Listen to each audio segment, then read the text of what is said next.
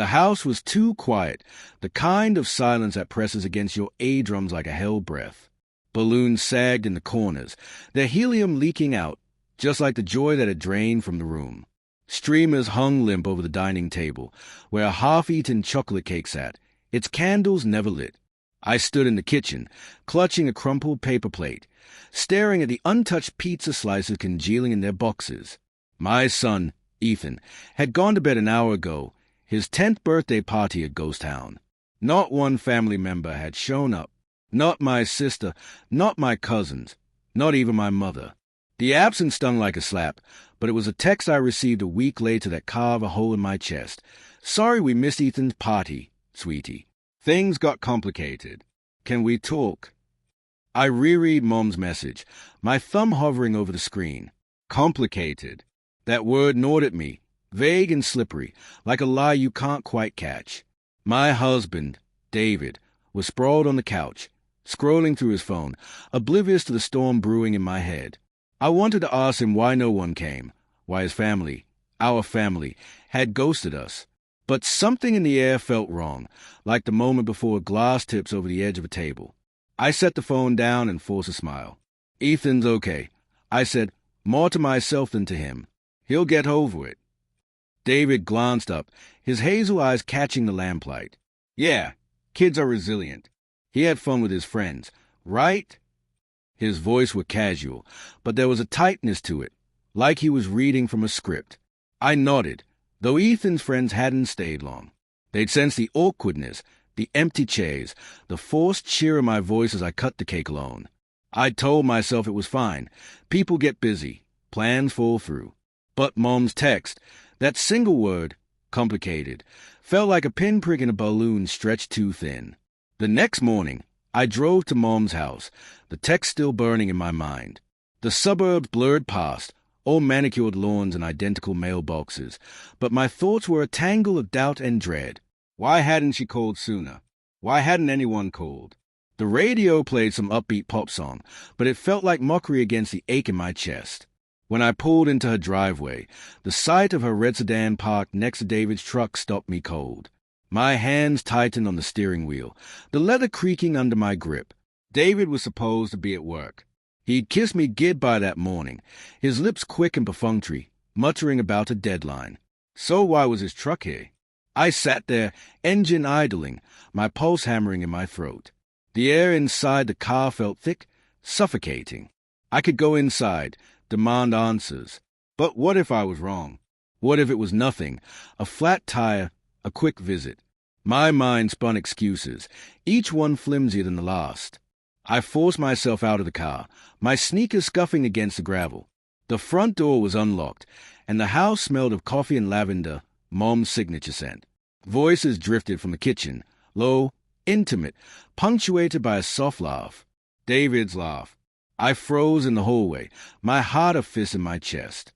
The floorboards creaked under my weight, and the voices stopped. Mom appeared first, her face pale, her eyes wide like a deer caught in headlights. "Lydia," she said, her voice too high, too bright. "I didn't know you were coming." David stepped out behind her, his shirt untucked, his hair slightly mussed.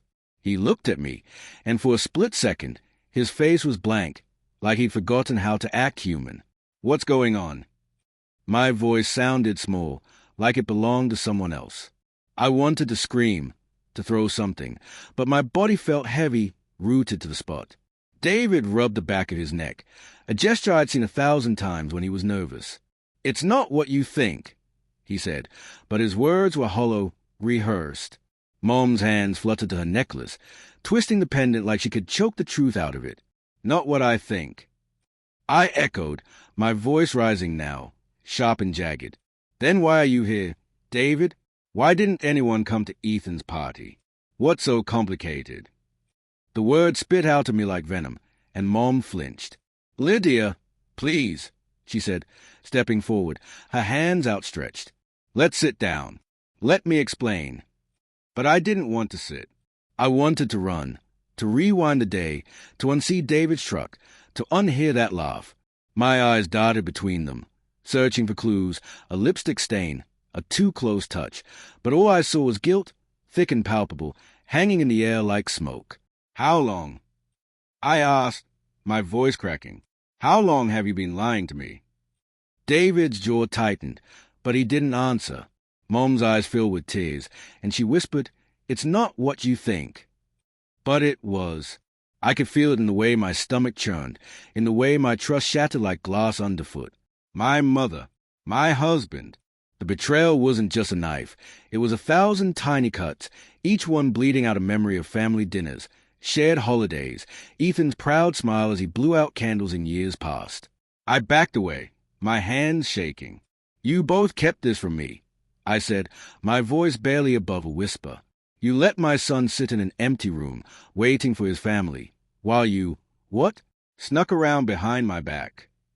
The words tasted bitter, and I hated how small they made me feel.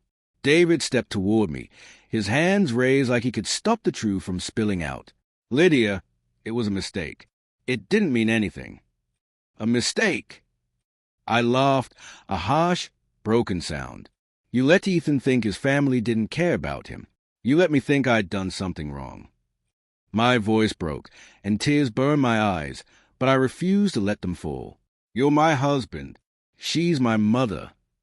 Mom sobbed, covering her face, but I couldn't look at her. The room spun, the walls closing in, the lavender scent choking me. I stumbled outside, the sunlight too bright, the air too warm. My phone buzzed in my pocket, another text from Mom. "Please, Lydia, let me explain." I deleted it, my thumb trembling. There was nothing to explain. The party, the silence, the truck in the driveway, it all made sense now, a puzzle I'd been too blind to solve. I drove home, the road blurring through my tears.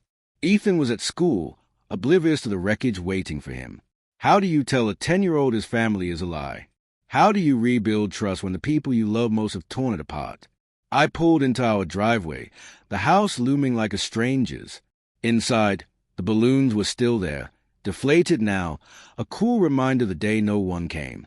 I sank to the floor, clutching one of Ethan's drawings from the party, a stick-figure family, smiling under a bright yellow sun. My sobs came hard, raw, tearing through the silence. Then I heard it, a faint rustle from the mailbox.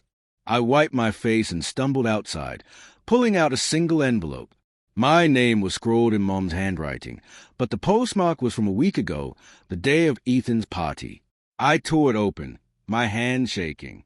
Inside was a card, simple and unassuming, with a single line. "I'm so sorry, Lydia. I love you both." Tucked inside was a photo of Mom and David, their faces close, their smiles secret. It had been taken at a cafe, one we used to visit as a family. The date stamp was 6 months old. I dropped the card, my breath hitching. They hadn't just betrayed me. They planned it, hidden it, let it fester while I planned a party, while I baked a cake, while I waited for family that was already broken. The card wasn't an apology.